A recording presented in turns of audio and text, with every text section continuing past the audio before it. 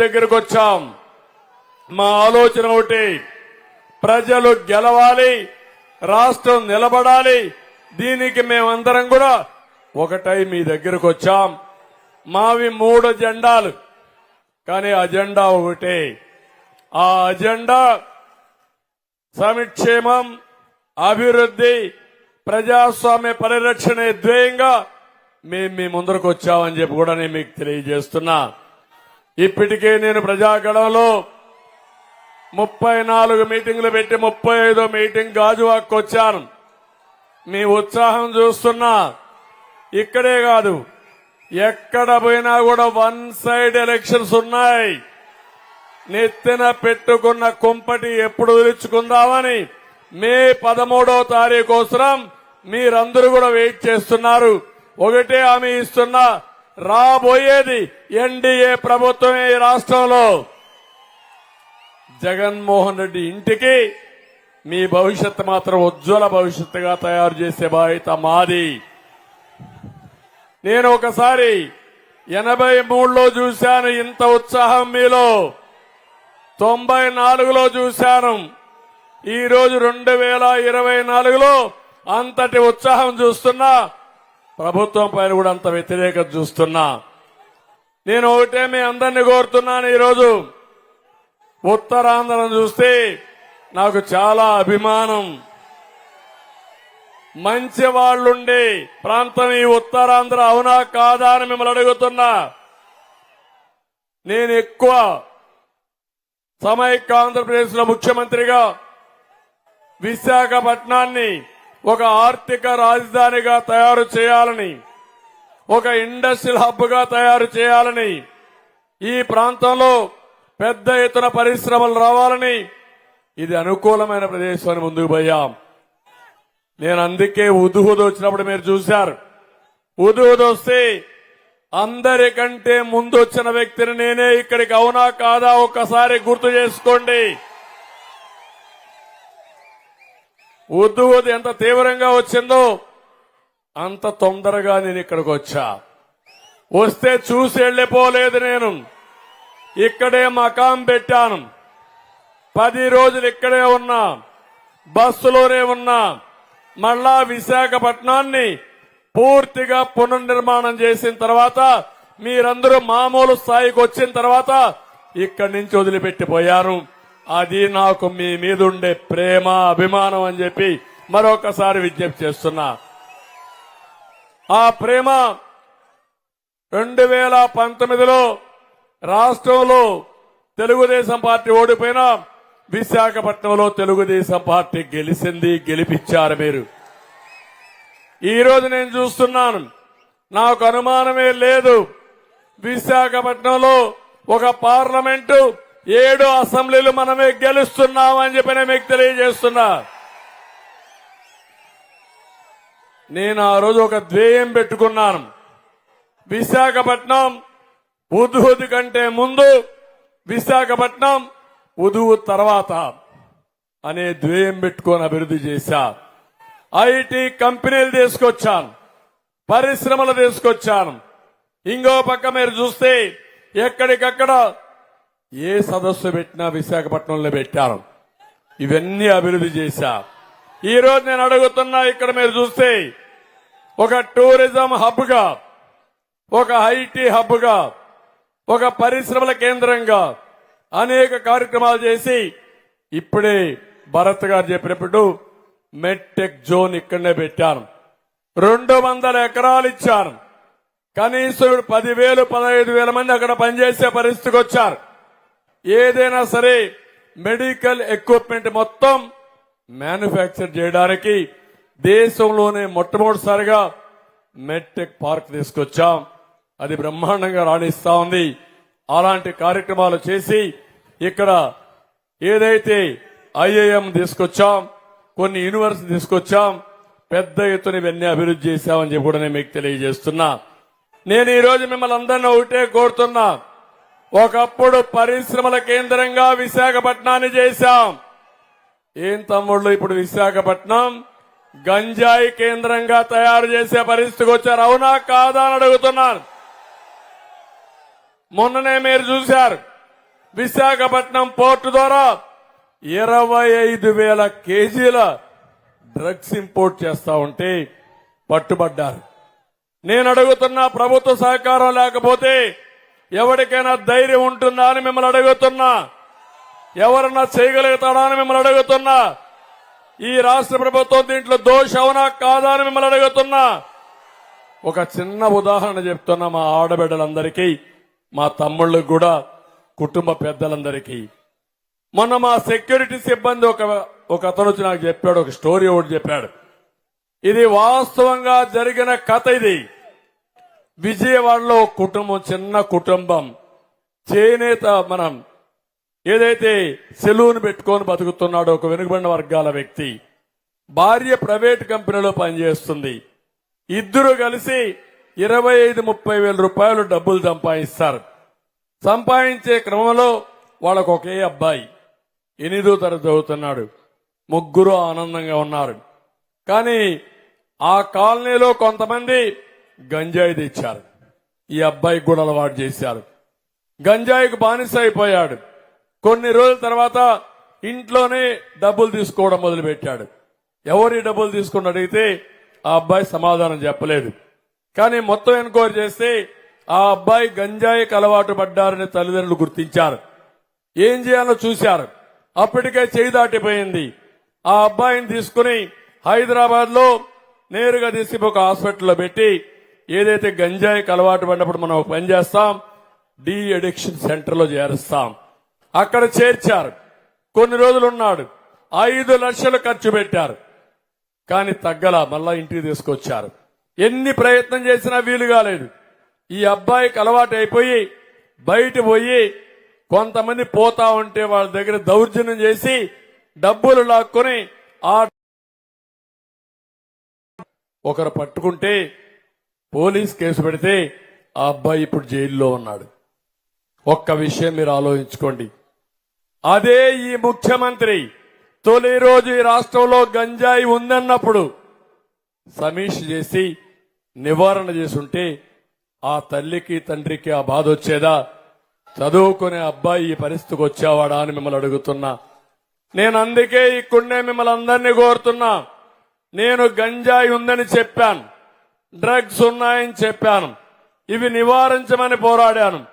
పోరాడితే మా ఆఫీసు పైన దాడి చేశారు. జ్ఞాపకం ఉందా మీకని అడుగుతున్నా. అమరావతిలో నేను 2 రోజులు నిరవధిక నిరాహార దీక్ష చేసి సమస్యను హైలైట్ చేసి ఢిల్లీకి వెళ్లి మెమరాండం కూడా ఇచ్చి నేషనల్ లెవెల్లో జాతీయ స్థాయిలో పెట్టారు.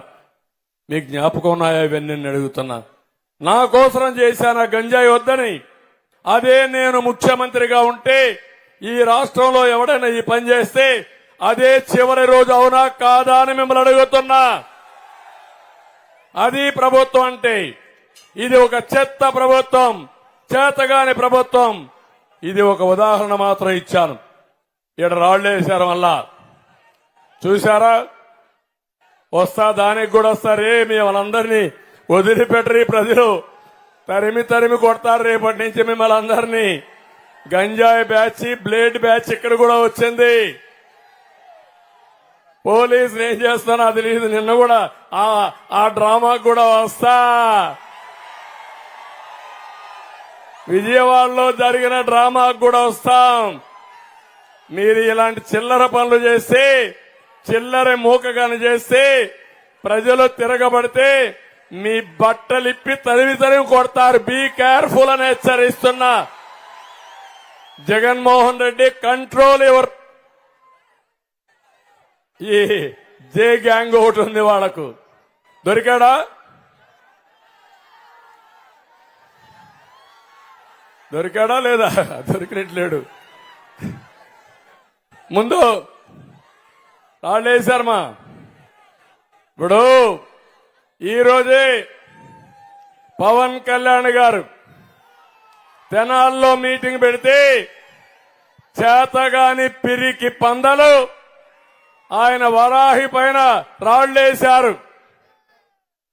ఇప్పుడు నేను అడుగుతున్నా మిమ్మల్ని అందరినీ, ఇది తప్పని గట్టిగా చప్పట్లు కొట్టి నిరసన తెలియజేయండి.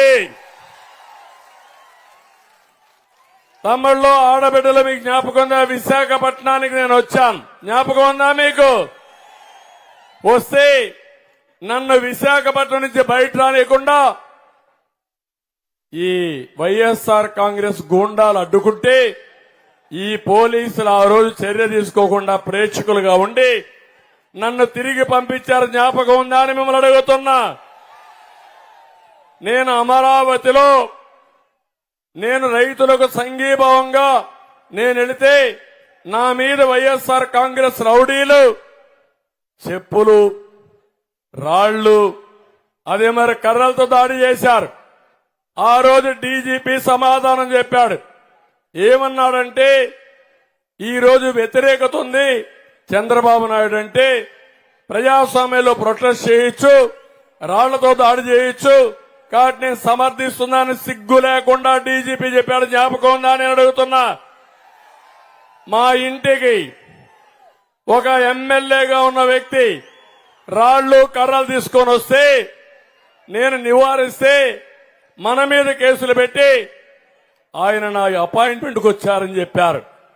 ఇవన్నీ నేను ఎక్కడ పోయినా నా మీద రాళ్లు వేశారు, అవునా కాదా అని అడుగుతున్నా మిమ్మల్ని. రాళ్ల దాడి చేశారు. నేను ఒకే మాట చెప్పాను, క్లేమోర్ మైన్సే నా పైన వేస్తే లెక్క పెట్టుకొని నేను మీ రాళ్లకు భయపడతానా అని చెప్పాను. నిన్న జరిగింది. నేను అడుగుతున్నా, ఇంతమంది పోలీసులున్నారు, ఏదైతే జగన్మోహన్ రెడ్డి గారు వచ్చారు, రోడ్డు మీద తిరుగుతా ఉంటే కరెంట్ ఆఫ్ అయిందంట. ఓకే, ఎవరు ఫెయిల్యూర్? నా గవర్నమెంట్. ఇప్పుడు ఎవరి గవర్నమెంట్? ఎవరిది బాధ్యత? ఎవరిది బాధ్యత? ముఖ్యమంత్రి పైన రాళ్లు వేస్తే నీకు సిగ్గు లేదా ముఖ్యమంత్రిని అడుగుతున్నా నేను. నువ్వే కదా ముఖ్యమంత్రి, నేను కాదు కదా. ఒకప్పుడు కోడి కత్తి డ్రామా చేశావు, గొడ్డల వేడితో బాబాయిని చంపి ఆ నేరాన్ని నా మీద మోపేదానికి ప్రయత్నం చేశావు. ఇప్పుడు నీ చెల్లులు అడుగుతా ఉంది రోడ్డెక్కి, జగన్మోహన్ రెడ్డి సమాధానం చెప్పు. బాబాయిని చంపిన వాడికి ఎంపీ ఇచ్చావు, నిన్ను నీ పార్టీకి ఓటేయడానికి లేదు. వైఎస్ఆర్ కాంగ్రెస్ పార్టీ పూర్తిగా రక్తపు మరకలో కూరకపోయిందని నీ చెల్లులు అడిగితే సమాధానం చెప్పలేని అసమర్థుడు నాకు నేరాలు అడ్డగడతావా నువ్వు? నేను నేరాలు చెయ్యను, నేరాలు చేసేవాడిని తుంగలోనే దొక్కేస్తాను, ఎవరిని వదిలిపెట్టను. ఇన్ని రోజులు నా పైన దాడులు చేశారు, పవన్ కళ్యాణ్ పైన దాడులు చేశారు. ఇదే విశాఖపట్నంలో పవన్ కళ్యాణ్ గారు ఎయిర్పోర్ట్ లో దిగితే నేరుగా ఆయన పోనీయకుండా చేస్తే, కారులో నిలబడుకోనీయకుండా చేస్తే, కారులో కూర్చునబెట్టి హోటల్కి వెళితే హోటల్ నుంచి 24 గంటల్లో ఇమ్మీడియట్ గా మీరు వదిలిపెట్టి విశాఖపట్నం వదిలిపెట్టి పోవాలని ఈ పోలీసులు హుకుం జారీ చేస్తారు. ఉన్మాది జగన్మోహన్ రెడ్డి చెప్పాడని నేను అడుగుతున్నా. మీ తాత జాగీరా ఈ విశాఖపట్నం అని అడుగుతున్నా. విశాఖపట్నం మనం అందరిది అవునా కాదా అని మిమ్మల్ని అడుగుతున్నా. అలాంటిది నెక్స్ట్ డే విజయవాడకు వస్తే నేను పోయి చెప్పాను, పవన్ కళ్యాణ్ గారు భయపడద్దండి, మనం అందరం అండగా ఉందాం, పోరాడదాం, తాడో పేడో తేల్చుకుందాం.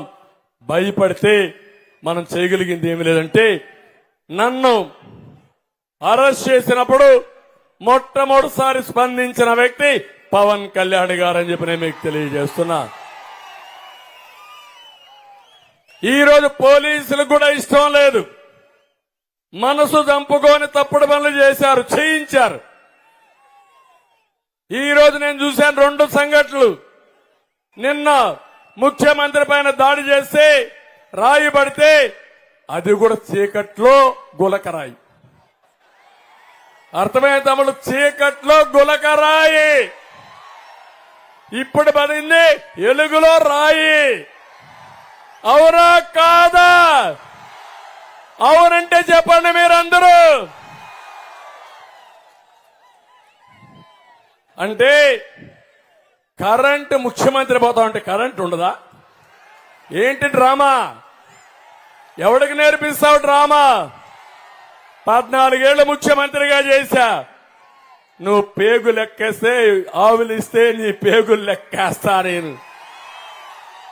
నాకు రాజకీయాలు నేర్పిస్తావా జగన్మోహన్ రెడ్డి? నీకు ప్రజలు రావడం లేదు, రారు. నువ్వంటే అసహించుకుంటున్నారు. ఎప్పుడెప్పుడు నిన్ను వదిలించుకోవాలని బాధితులంతా ఒకటి అయిపోయారు. అందరం బాధితులమే. ఈ రాష్ట్రంలో నేను కూడా బాధితుడినే, అవునా కాదా తమ్ముళ్ళు అని అడుగుతున్నా. మా తమ్ముళ్ళు బాధితులే. ఇక్కడ ఎమ్మెల్యే శ్రీనివాసరావు బాధితుడే, శ్రీనివాస్ బాధితుడే, భరత్ కూడా బాధితుడే, మీరు బాధితులే. నిన్నే ఇక్కడ చూశారు. రాధిక ఒక అమ్మాయి విడో, సింగిల్ గా ఉంటుంది, ఒక అమ్మాయి ఉంటుంది ఆ ఇంట్లో. ఆ అమ్మాయి ఇంటి పైన ఏదో డిస్ప్యూట్ ఉంటే నాకు పట్టా ఇప్పిస్తాడంటే ఆ వార్డు ప్రెసిడెంట్ కి సుభాష్ అనేవాడు డబ్బులు ఇస్తే చేస్తా అన్నాడు. డబ్బులు ఇచ్చింది. డబ్బులు ఇచ్చిన తర్వాత కొన్ని రోజుల తర్వాత ఇంటి పక్కన జాగా ఉంటే దాన్ని కొట్టేయడానికి ప్లాన్ చేశాడు. ఆ అమ్మాయి అడ్డపడింది. ఇది ఎక్కడ న్యాయమని అడ్డపడితే పెట్రోల్ పోసి తగలబెట్టడానికి ప్రయత్నం చేస్తారా మీరు? కబద్దార్, జాగ్రత్తగా ఉండండి. బెదిరిస్తే భయపడరు. ఇప్పుడు నువ్వు బెదిరిస్తే తిరుగుబాటు చేసే పరిస్థితికి వచ్చారు. వినకపోతే తిరిగి తిరిగి తరిమి తరిమి మిమ్మల్ని చేసే పరిస్థితిలో ప్రజలు వచ్చేసారు. అవునా కాదా అని అడుగుతున్నా. ఈ రాష్ట్రాన్ని కాపాడుకోవాలా లేదా? మీరు కాపాడుతారా లేదా? ఇది నా ఒక్కరి బాధ్యత అని అడుగుతున్నా. పవన్ కళ్యాణ్ గారు ఒక్కరి బాధ్యత అని అడుగుతున్నా. బీజేపీ ఒక పార్టీ బాధ్యత అని అడుగుతున్నా.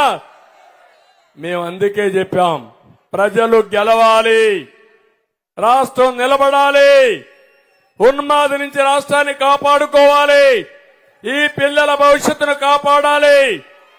13 లక్షల కోట్ల రూపాయలు అప్పు చేశాడు. బటన్ నొక్కానంటాడు. ఏమి నొక్కావు నీ బటను? నేను అడుగుతున్నా మిమ్మల్ని అందరినీ, తమ్ముళ్ళు ఒక్కసారి చూడండి. 5 ఏళ్లుగా తాడేపల్లి ప్యాలెస్ వదిలిపెట్టి వచ్చాడా ఈ ముఖ్యమంత్రి?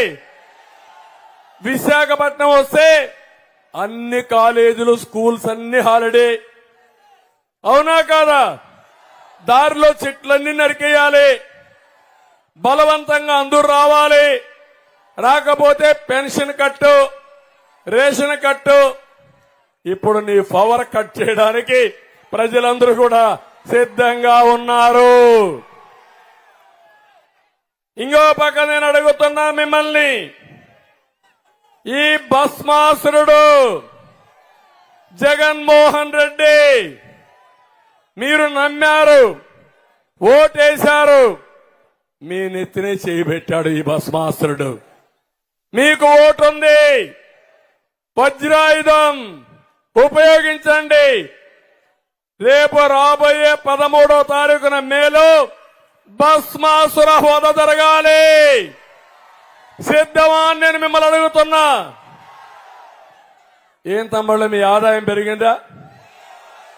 ఏమమ్మా మీ ఆదాయం పెరిగిందా? ఖర్చులు పెరిగాయా లేదా? నేను అడుగుతున్న పెట్రోల్ డీజిల్ ధరలు పెరిగాయా? దేశంలోనే ఎక్కువగా ఉన్నాయా లేదా? పెట్రోల్ డీజిల్ పెరిగితే నిత్యావసర వస్తువుల ధరలు పెరుగుతాయా లేదా? పెరిగాయా లేదా? పప్పు పెరిగిందా లేదా? బియ్యం ధరలు పెరిగాయా లేదా? అన్ని పెరిగాయా లేదా? ఇంకొక పక్క విశాఖపట్నంలో ఆస్తి పన్ను సంవత్సరం 15% పెంచేస్తున్నారు. అవునా కాదా అని మిమ్మల్ని అడుగుతున్నా. మొన్న కూడా పెంచారా లేదని మిమ్మల్ని అడుగుతున్నా. నేనున్నప్పుడు కరెంటు ఛార్జీలు పెరిగాయా? పెంచానా? కొరత ఉంటే కరెంటు ఫుల్ గా ఇచ్చానా లేదా? కరెంటు పవర్ కట్స్ ఎప్పుడన్నా ఉన్నాయా నా పీరియడ్ లో? ఇప్పుడు నిన్న ముఖ్యమంత్రి పోతామంటే పవర్ కట్టు. అందుకే నేను అడుగుతున్నా మిమ్మల్ని అందరినీ, నేనున్నప్పుడు 20 రూపాయలు 200 రూపాయలు కరెంట్ వస్తే ఇప్పుడు ఎంత పే చేస్తున్నారా? 1000 రూపాయలు. అవునా కాదా? 5 రెట్లు పెరిగింది. అవునా కాదా? ఇది అసమర్థ అవునా లేదా? అవినీతి ఉందా లేదా? అలాంటి వాళ్ళని క్షమించాలనా మనం?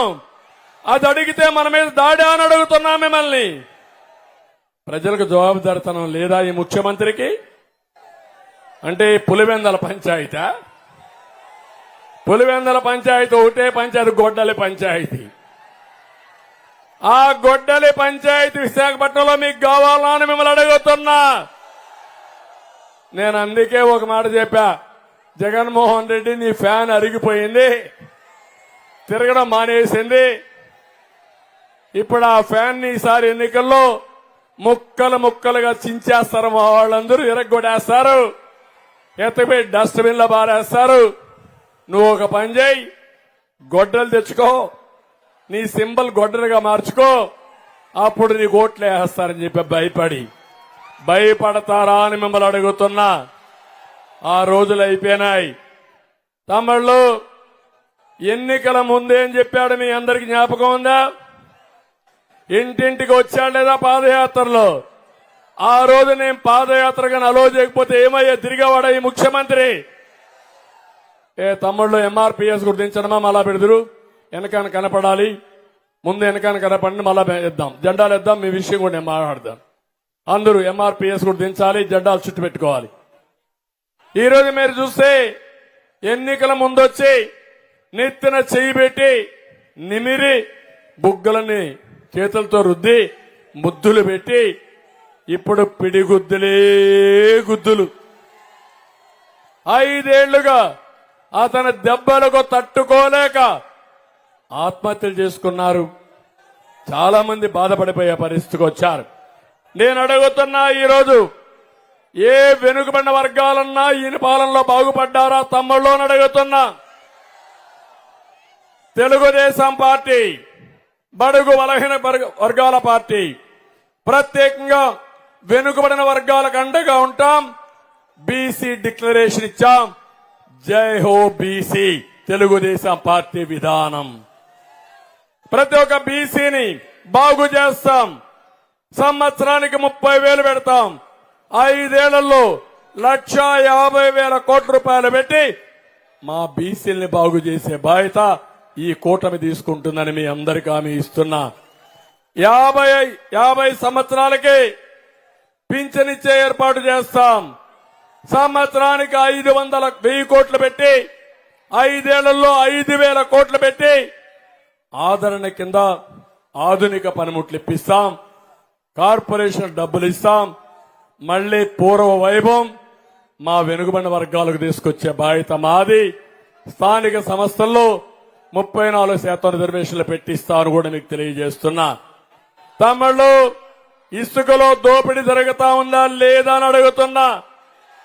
ఒకప్పుడు ట్రాక్టర్ ఇసుకెంత, మీ దగ్గర లారీ ఇసుకెంత, ఇప్పుడెంత? 5 రెట్లు పెరిగింది. అవునా కాదా? మద్యం రేట్లు పెరిగాయా లేదా? అన్ని నేనున్నప్పుడు 40 రూపాయలు 60 రూపాయలు క్వార్టర్ బాటిల్, ఇప్పుడు ఎంత తమిళ్ళు? 200. అవునా కాదా? నాసి రకం మద్యం అవునా కాదా? ఎక్కడైనా మద్యం షాపుల్లో ఆన్లైన్ పేమెంట్స్ తీసుకుంటున్నారా? పేటీఎం కానీ అవన్నీ తీసుకుంటున్నారా? ఏంటి రహస్యం? 140 రూపాయలు ఎవరికి పోతా ఉంది? ఎవరికి పోతా ఉంది? దీన్ని మనం సమర్థించాలా అని మిమ్మల్ని అడుగుతున్నా. నాణ్యత లేని మద్యం, నాసి రకం మద్యం ఇష్టానుసారంగా లూటీ చేసి వ్యవస్థను భ్రష్టు పట్టించే పరిస్థితికి వచ్చాడు.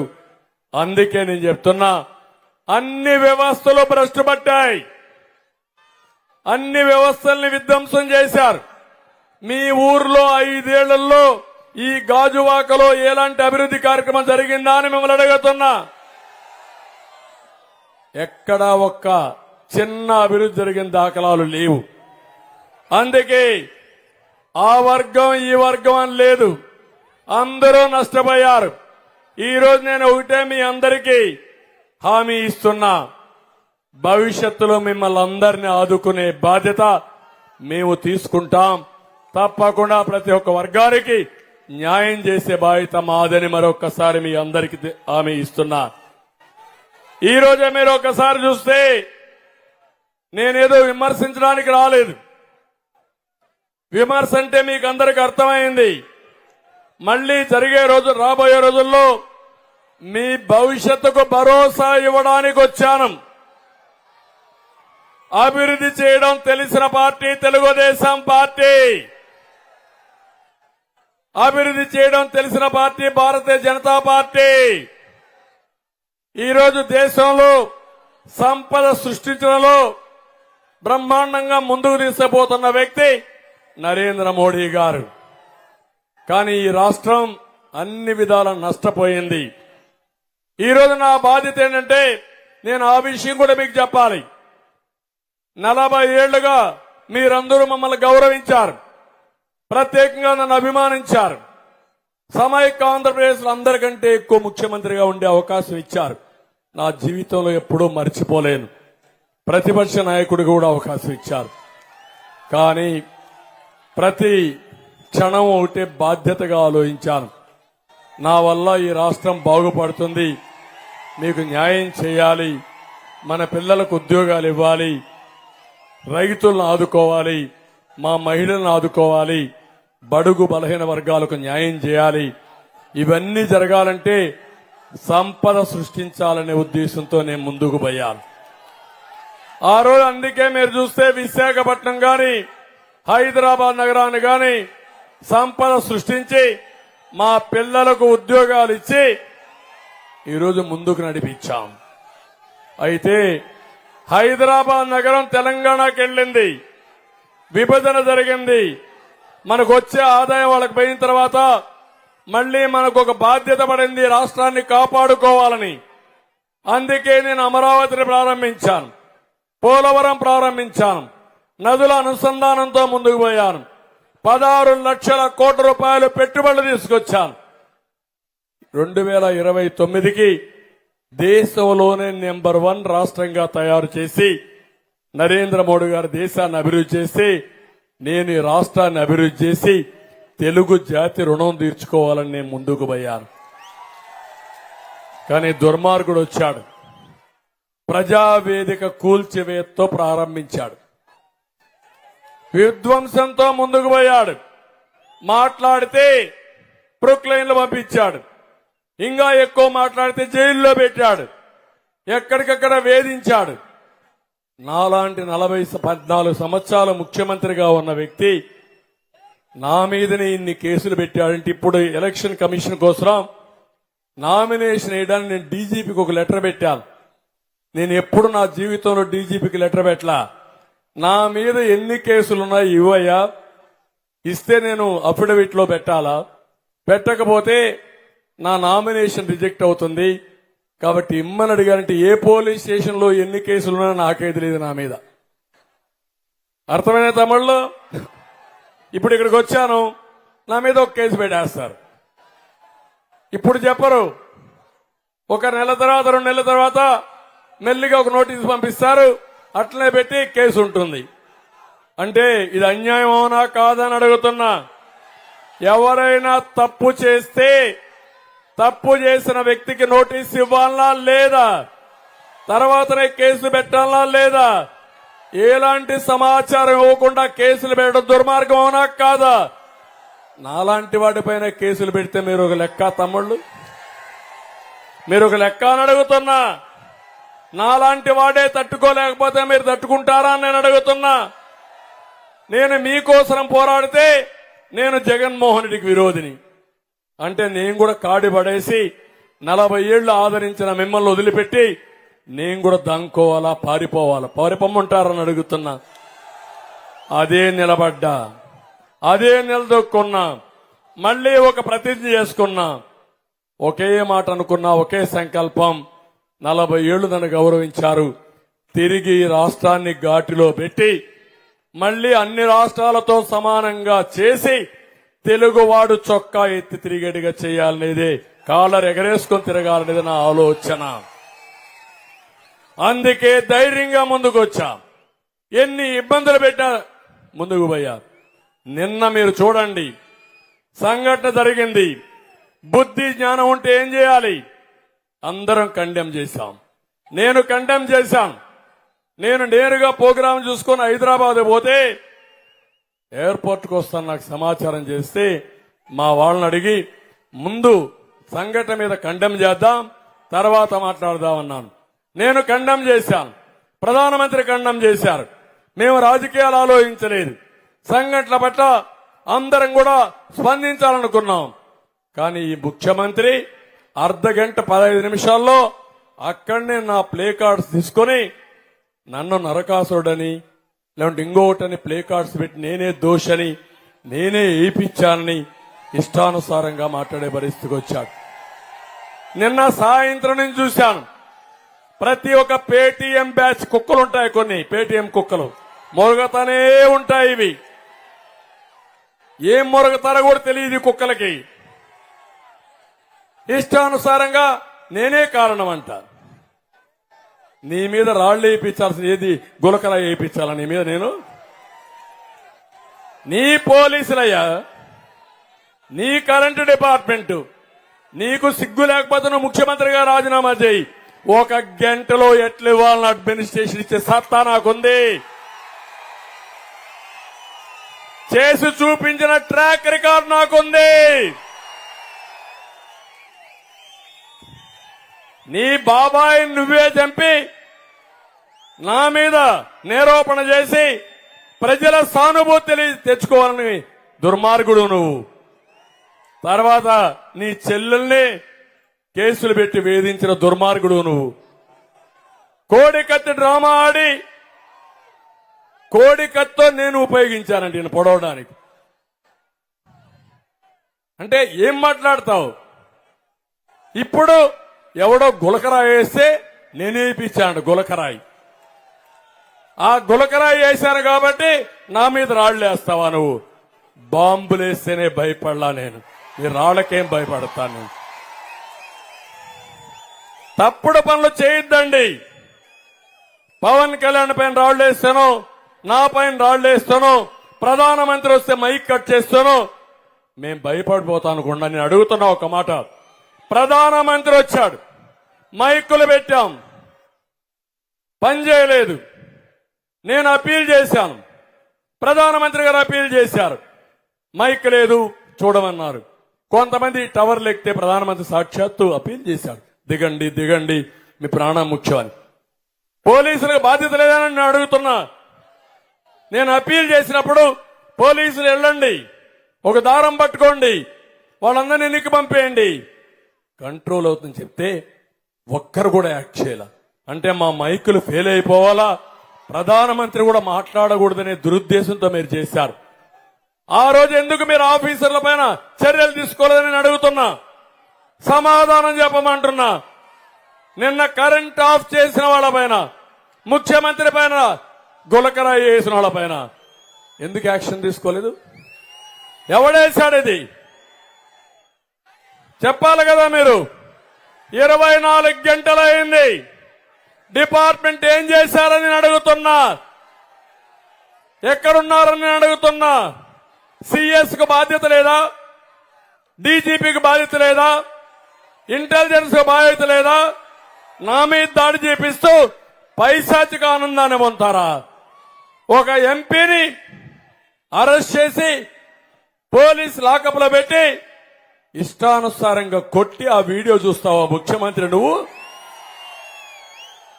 ఆనందపడతావా? నువ్వు ఇప్పుడు నీ మీద గులకరాయి వేస్తే పెద్ద కొంపలు గోలిపిన నువ్వు మాట్లాడతావా? నేను దీన్ని కూడా అభినందించను. గులకరాయి వేయడం మంచిది కాదు, ఏ రాయిని కూడా వేయడం మంచిదే కాదు. కానీ ప్రజలకు కోపం వచ్చినప్పుడు ఒకటే, రేపు ఎన్నికలు వస్తాయి, ఈవీఎం దగ్గరికి వెళ్ళండి, మీకు జరిగిన అన్యాయం గుర్తు చేసుకోండి, 30 రోజులు చర్చ చేయండి, చిత్తుగా వైసీపీని ఓడించి ఫ్యాన్ ని ముక్కలు ముక్కలు చేసి డస్ట్బిన్ లో పారేయండి. పట్టిన శని విరగడైపోతుంది. ఇది నా కోసరం కాదు, నేను చాలా ఏళ్ళు రాజకీయాల్లో ఉన్నా. మళ్ళా అయితే ముఖ్యమంత్రి అవుతాను, అంతే కదా. నా కోసరమా ఇది? మా 3 పార్టీల కోసరమా? కాదు, 5 కోట్ల ప్రజల కోసరం అడుగుతున్నా. మిమ్మల్ని అందరినీ ప్రాధేయపడుతున్నా. వాస్తవాలు చూడండి. అంటే ఇది ఏంటి? పోలీసు వ్యవస్థ ఎందుకుంది? ఎవరు తప్పు చేసిన శిక్షించిన పోలీసు వ్యవస్థనా, లేకుంటే దాడులు చేస్తే చూస్తూ ఉండడానికి పోలీసు వ్యవస్థ అని అడుగుతున్నా. అందుకే తమ్ముళ్ళు, ఇప్పటికైనా మీకు అర్థమైందా వీళ్ళు చేసే రౌడీజాన్ని ప్రతిఘటిద్దామా వద్దా? నిలదొక్కుందామా వద్దా? లాస్ట్ లో ఉండాలి చెప్పండి. ప్రతిఘటిస్తాం, నిలదొక్కుంటాం, బుద్ధి చెప్తామని గట్టిగా చప్పట్లు కొట్టి వ్యతిరేకించండి. ఇవి చేసుకుందాం. మళ్లీ హామీ ఇస్తున్నా, మీ రుణం తీర్చుకోవాలి. నన్ను ఇన్నేళ్లు ఆదరించారు. అందుకే ఈరోజు 14 సంవత్సరాల్లో ముఖ్యమంత్రిగా ఎట్లయితే పనిచేశానో నాలో కసి రగిలిపోతా ఉంది, పట్టుదల పెరిగిపోతా ఉంది. 14 ఏళ్లలో చేసిన అభివృద్ధి 5 సంవత్సరాల్లో చేసి మీ రుణం తీర్చుకుంటా. అది నా ఒక పట్టుదల. అందుకే మేమందరం మాట్లాడడం, ముగ్గురం, నేను గాని, బీజేపీ గాని, పవన్ కళ్యాణ్ గాని ఒకే మాట. ఆ మాట, ఈ రాష్ట్రాన్ని కాపాడుకోవడానికి ముందుకు పోతున్నాం, సమిష్టిగా ముందుకు పోతున్నాం. ఒకరు ముందు ఒకరు వెనక లేదు, ఒకరు గొప్ప ఒకరు తక్కువ కాదు. ముగ్గురం త్యాగాలు చేశాం, ముగ్గురు మీకోసం ఉన్నాం, నిలబడతాం, మిమ్మల్ని నిలబెడతామని మరొక్కసారి మీ అందరికీ హామీ ఇస్తున్నా. అందుకని ఈ రోజే కేంద్రంలో కూడా ఎన్నికల మేనిఫెస్టో అనౌన్స్ చేశారు. 5 ఏళ్లలో ఏం చేస్తామని చెప్పారు. మనం కూడా ఇప్పటికే సూపర్ 6 ఇచ్చాం. నేను ఒకటే చెప్తున్నాను మీ అందరికీ, సంపద సృష్టిస్తాం, ఆదాయాన్ని పెంచుతాం, యువతకు ఉద్యోగాలు కల్పిస్తాం, ప్రతి ఒక్కరికి స్కిల్ డెవలప్మెంట్ చేస్తాం. మీ ఆదాయాన్ని పెంచి మీ ఖర్చులు తగ్గించి మీకు మెరుగైన జీవన ప్రమాణాలు ఇచ్చే బాధ్యత మాదని మీ అందరికీ హామీ ఇస్తున్నా. సంపద పెరిగినప్పుడు, ఆదాయం పెరిగినప్పుడు ఆ ఆదాయం తిరిగి పేదవాళ్ళకి ఇచ్చే బాధ్యత మాదని మరొక్కసారి మీ అందరికీ హామీ ఇస్తున్నా. అందుకే ఆడబిడ్డ నిధి. ఈరోజు బీజేపీ నారీ శక్తి అనే కార్యక్రమం కింద మహిళలకు ఒక కార్యక్రమం తీసుకొచ్చారు. ఆడబిడ్డ నిధి 18 సంవత్సరాలు పైబడిన ప్రతి ఒక్కరికి నెలకు 1500, ఇద్దరుంటే 3000, ముగ్గురుంటే 4500, నలుగురుంటే 6000 కూడా మీ అకౌంట్లో వేసే బాధ్యత మాదని ఆడబిడ్డలందరికీ హామీ ఇస్తున్నా. ఈరోజు నా ఆలోచన ఒకటి, ప్రధానమంత్రి నరేంద్ర మోడీ గారు కూడా నారీ శక్తి అనే కార్యక్రమం తీసుకొచ్చారు. డాక్రా సంఘాలు పెట్టారు. నేను ఎప్పుడో సమైక్య ఆంధ్రప్రదేశ్ లో 95లోనే డాక్రా సంఘాలు అభివృద్ధి చేసిన వ్యక్తిని. మీకు అందరికీ జ్ఞాపకం ఉంటుంది. మహిళలకి డాక్రా, పట్టణ ప్రాంతాల్లో డాక్వా సంఘాలను కూడా అభివృద్ధి చేశాం. ఆ తర్వాత మీరు చూస్తే ఆడబిడ్డలు కష్టపడుతున్నారని దీపం కింద వంట గ్యాస్ ఇచ్చిన పార్టీ తెలుగుదేశం పార్టీ. ఇంకో పక్క విశాఖపట్నంలో కొన్ని వేల పట్టాలు ఇవ్వకుండా పెండింగ్ పెడితే మీకు ₹1 కూడా అవినీతి లేకుండా మీటింగ్ పెట్టి పసుపు కుంకుమ ఇచ్చి మా ఆడబిడ్డల పేరుతో ఇంటి పట్టాలు ఇచ్చిన పార్టీ తెలుగుదేశం పార్టీ. ఒకసారి గుర్తు తెచ్చుకోవాలి.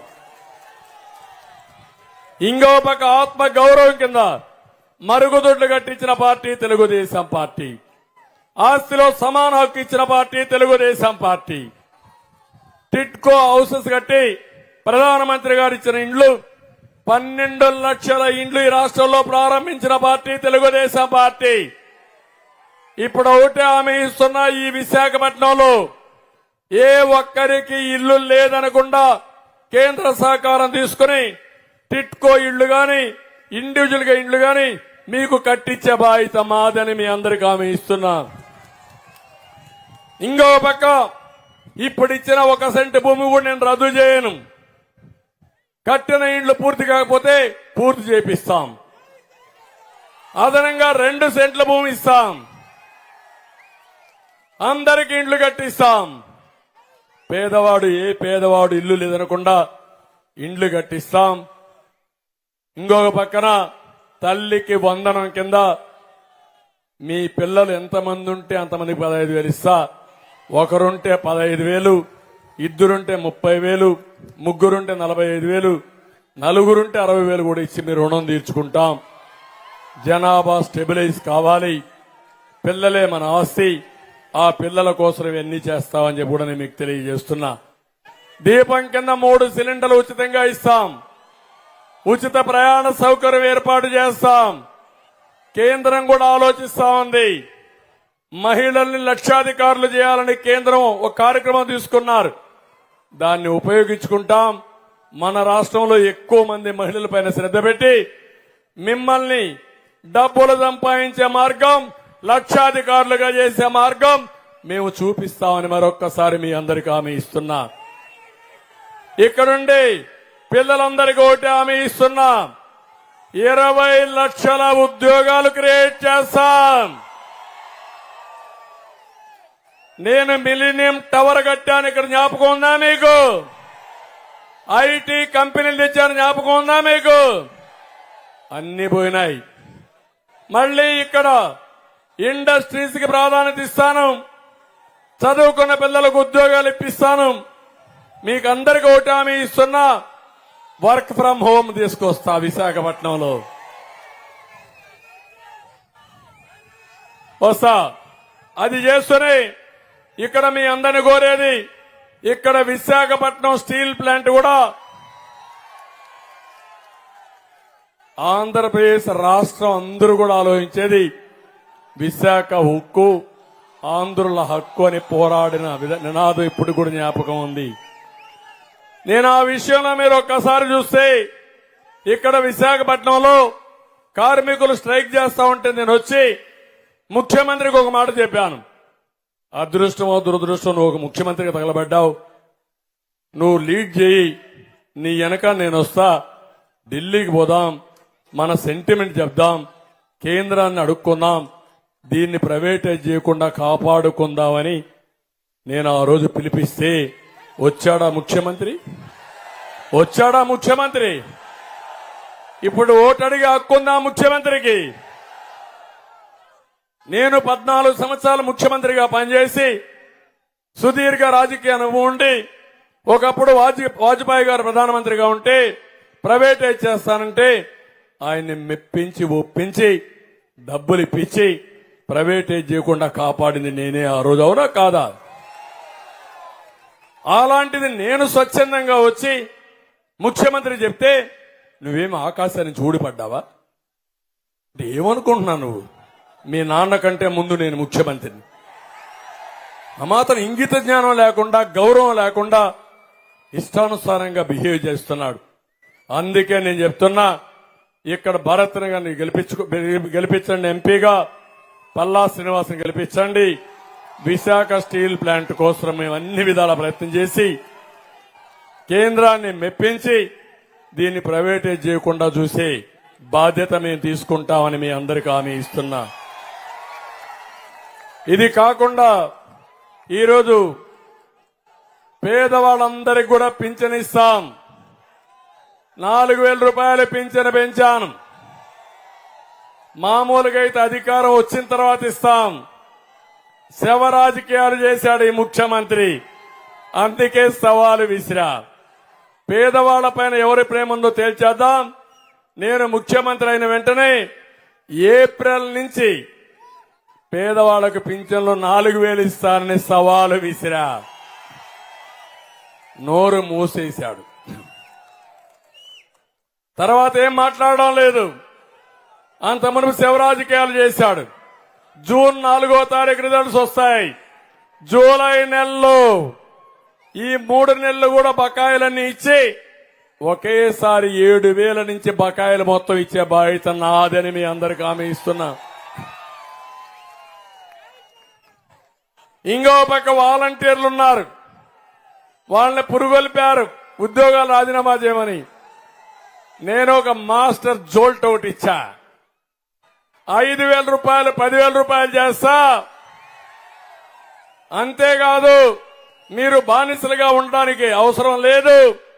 ఇది చేయడమే కాకుండా మీరు చదువుకున్నారు, చదువుకున్న వాళ్ళకి స్కిల్ డెవలప్మెంట్ చేసి 10,000 సంపాదించే వాళ్ళు లక్షల రూపాయలు సంపాదించే మార్గం నేను చూపిస్తానని హామీ ఇచ్చా. అది నా విధానం. జగన్మోహన్ రెడ్డి విధానం బానిసలుగా పెట్టి జీవితాంతం ఉడిగం చేపించుకోని అతని విధానం. నేరాలు చేపించి ఘోరాలు చేపించి ఆయన ఎంగిలి మెతుకులతో మనం పడి ఉండాలని అతని కోరిక. నా కోరిక అది కాదు. మీరందరూ బాగుండాలి, ఆనందంగా ఉండాలి, మీరు మీ కుటుంబం ఆత్మ గౌరవంతో బతకాలి. అదే నా ఆలోచన. దానికోసం నేను పనిచేస్తానని మీ అందరికీ హామీ ఇస్తున్నా. ఇక్కడే ఎంఆర్పీఎస్ కూడా ఉన్నారు, గట్టిగా పోరాడుతున్నారు. ఈ 3 పార్టీలతో సమానంగా ధీటుగా ఎంఆర్పీఎస్ ఎన్నికల్లో పనిచేస్తున్నారు. ఎప్పుడో 96లో నేను ఏబిసిడి కేటగరైజేషన్ పెట్టా. ఇప్పుడు ప్రధానమంత్రి గారు కూడా ముందుకొచ్చారు.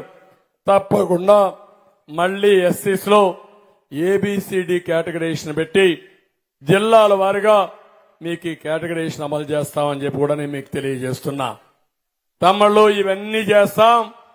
అదే సమయంలో ఇక్కడ వస్తే ఎమ్మెల్యే తిప్పల నాగిరెడ్డి ఎంత సంపాదించాడో మీకే తెలియాలా. బాగా సంపాదించాడు, అందరినీ వేధించాడు, తిప్పలు పెట్టాడు. పెట్టాడా లేదా? అన్ని చేశాడు. కానీ ఈరోజు వసూళ్లన్నీ ఆగిపోయినాయి. ఆయన చూస్తే పాప ఆయన రేటింగ్ పడిపోయిందంట, ఇప్పుడు గ్రాఫ్ పడిపోయిందంట. ఇప్పుడు ఇంకొక ఆయన ఇచ్చిన కోడిగుడ్డు మంత్రి.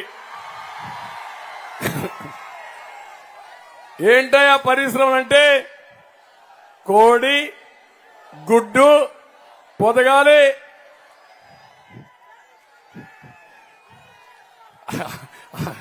మీరేం చేయాలి? ఆ కోడి గుడ్డుని ఆమ్లెట్ వేసి ఎక్కడికక్కడ ప్రజలకు పనిచేయండి. అంటే ఎక్కడ పుట్టాడో నాకు తెలుసు ఆ వ్యక్తి. ఒక కార్పొరేటర్ గా నా దగ్గర పెరిగి, పోనీ వాళ్ళ నాయనకి ఏదో పేరుందని ఒక కార్పొరేటర్ ఇస్తే ఎన్ని తిట్టాడు తమ్ముళ్ళు. నన్ను తిట్టడం కాదు, పవన్ కళ్యాణ్ ఎన్ని తిట్టాడు తమ్ముళ్ళు. అంటే ఒకే కులం వాడిని పెట్టి ఆ కులం వాడి దగ్గర తిట్టిస్తే లాభం వస్తుందని ఆలోచించే దుర్మార్గుడు, నీచుడు ఈ జగన్మోహన్ రెడ్డి. ఆ నీచానికి పాటుపడిన వ్యక్తి, ఊడిగం చేసిన వ్యక్తి ఇక్కడ కోడిగుడ్డు. నేను అడుగుతున్నా, కోడిగుడ్డు కోటేస్తారా అని మిమ్మల్ని అడుగుతున్నా. అనకాపల్లిని ఊట్ చేశాడు కోడిగుడ్డు. ఎందుకయ్యా దావోసు పోలేదంటే చలంట. సమాధానం అర్థమైందా తమ్ముళ్ళ మీకు? 9 సార్లు వెళ్ళా దావోస్కి. నేను ఎప్పుడు పోయినా నాకు ఘన స్వాగతం పలికారు అక్కడ దావోసులో అందరూ కూడా. అది మన బ్రాండ్. మీ ముఖం చూసేవాళ్ళు ఎవరు లేరు అక్కడ, అది మీ బ్రాండ్. అందుకే నేను ఒకటే చెప్తున్నా మీ అందరికీ, ఇవన్నీ కూడా మీరు ఆలోచించి ముందుకు పోవాల్సిన అవసరం ఉంది. ఇంకో పక్క ఈరోజు మిమ్మల్ని కోరేది, ఇక్కడికి వచ్చినప్పుడు అనగంపూడి టోల్ గేట్ ని అధికారం రాగానే ఎత్తేస్తాం. దిబ్బపాలెం గంగవరం మత్స్యకారుల కోసం యారాడలో జట్టి నిర్మిస్తాం.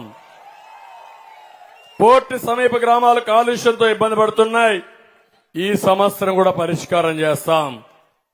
డాక్రా మహిళలు తయారు చేసే వస్తువుల్ని అమ్మడానికి డాక్రా బజారు ఏర్పాటు చేస్తాం. ఇంకా మీ వృత్తిని పెంచుతాం, నైపుణ్యాన్ని పెంచుతాం, అన్ని విధాలా ఆదుకుంటాం. ఉడా కాలనీలో క్రీడా కాంప్లెక్స్ అభివృద్ధి చేయాలన్నారు, అది కూడా చేస్తాం. నాకు అన్నిటికంటే గాజువాక్ అంటే నాకు ఒక ప్రత్యేకమైన అభిమానం. తెలుగుదేశం పార్టీకి పటిష్టమైన నాయకత్వం ఉండే ప్రాంతం మా కార్యకర్తలైతే చాలా ఎఫెక్టివ్ కార్యకర్తలు, నాయకులు ఇక్కడ ఉన్నారు. ఇప్పుడు జన సైనికులు కూడా యాడ్ అయ్యారు. బీజేపీ కూడా వచ్చి అందరం కలిసాం. ముగ్గురు కలిసిన తర్వాత ఇంక ఈ నియోజకవర్గంలో తిరిగే లేదు. ఆ విషయం మీరు గుర్తుపెట్టుకోండి. అయితే ఒక్క విషయం మిమ్మల్ని అందరినీ కోరుతున్నా, గెలిచిపోతామని 3 పార్టీ నాయకులు ఇంట్లో కూర్చోవడం కరెక్ట్ కాదు. ఈరోజు గెలవడం అవసరం, అత్యంత మెజార్టీతో గెలవడం అవసరం. 3 పార్టీ నాయకులకి, కార్యకర్తలకు విజ్ఞప్తి చేస్తున్నాం. ఇక్కడ తెలుగుదేశం పార్టీ 2 ఉన్నారు, నార్త్కు పోతే బీజేపీ ఉన్నారు, పక్కన పెందుర్తికి పోతే జనసేన ఉంది. కానీ ఒక్కటి మాత్రం మీరు గుర్తుపెట్టుకోండి, ఎక్కడ ఏ అభ్యర్థి పోటీ చేసినా 3 పార్టీల అభ్యర్థిగా మీరు భావించి 3 పార్టీల కార్యకర్తలు సమన్వయం చేసుకుని ప్రతి ఒక్క ఓటు వేయించే బాధ్యత మీదని మీ అందరినీ కోరుతున్నాం. రెండోది, కేంద్రంలో బీజేపీ ప్రభుత్వం ఉంది. ఇప్పుడు 3 పార్టీలు కలిసి ఎన్డీఏ అయ్యాం. ఇక్కడ తెలుగుదేశం ప్రభుత్వం వస్తుంది. ఒకటే హామీ ఇస్తున్నాం, వచ్చే 100 రోజుల్లో ఎవరైతే పార్టీకి బాగా పనిచేస్తారో 3 పార్టీలకు సంబంధించిన నాయకులకి, కార్యకర్తలకి గుర్తింపిచ్చే బాధ్యత మేము తీసుకుంటామని మీ అందరికీ హామీ ఇస్తున్నా. ఎందుకంటే రాజకీయాల్లో ఉండే ప్రతి ఒక్కరూ మీకు కూడా గౌరవం కావాలని కోరుకుంటారు, సమాజంలో మంచి పని చేయాలని ఆలోచిస్తారు. దానికి కావలసిన హోదా గాని, నామినేటెడ్ పోస్టులు గాని, ఇంకా అనేకమైన మీరు కోరుకుంటారు.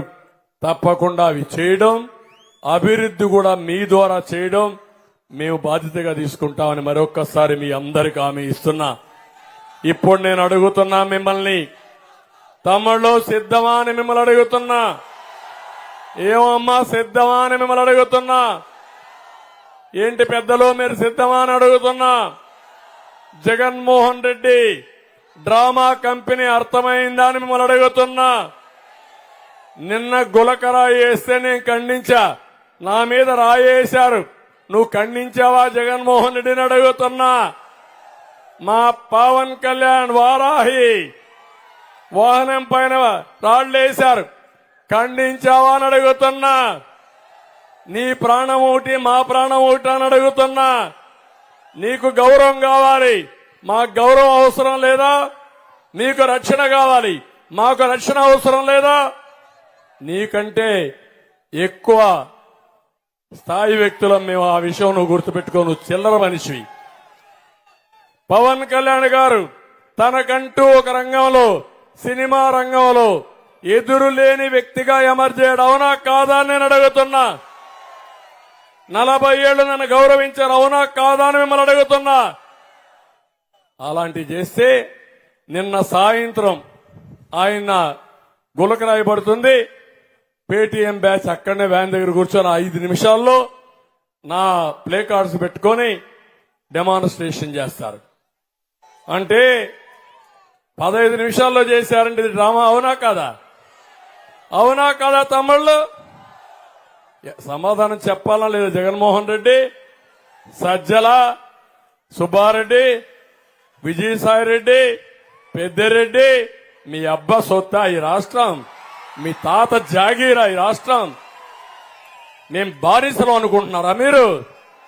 బానిసలు కాదు, తెలుగు జాతి వారసులం. నీచుల పైన పోరాడతాం, బుద్ధి చెప్తాం. ఆ విషయం గుర్తుపెట్టుకోమని హెచ్చరిస్తూ మరొక్కసారి మిమ్మల్ని అందరినీ కోరుతున్నా. నేను పోరాడేది అలాంటి పిల్లల కోసం. అక్కడ చూశారు ఒక అమ్మాయి, చిన్న పాప తండ్రి భుజాల పైన ఎక్కించుకుని తెలుగుదేశం పార్టీ టోపీ పెట్టి ఎల్లో షర్ట్ వేసుకుని చంద్రన్న ఈ బిడ్డ బాధ్యత నీదే, వీళ్ళ బాధ్యతను కాపాడు, భవిష్యత్తు కాపాడమని ఆ తండ్రి కోరుతున్నాడు. అది నా బాధ్యత. అందుకే నేను కష్టపడుతున్నా, కష్టపడంగా ఇష్టంగా కష్టపడతా. నా నిజాయితీతో మేమందరం కలిసి ఈ రాష్ట్రాన్ని ముందుకు తీసుకుపోతాం. నిండు మనసుతో ఆశీర్వదించమని అందరినీ కోరుకుంటూ అందరికీ నమస్కారాలు. జై హింద్.